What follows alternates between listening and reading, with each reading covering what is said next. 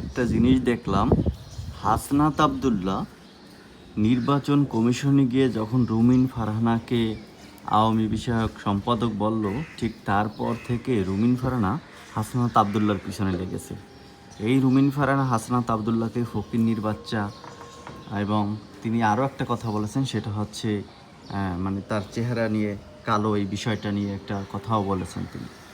তো সেই হাসনাত আবদুল্লাহ আবার রুমিন ফারহানার পক্ষে কিন্তু কথা বলছেন।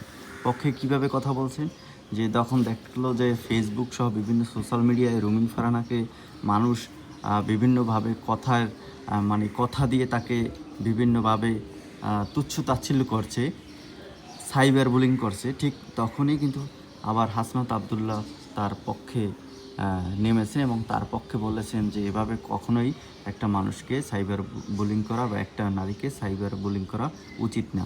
আসলে এটা হচ্ছে একটি পারিবারিক শিক্ষা।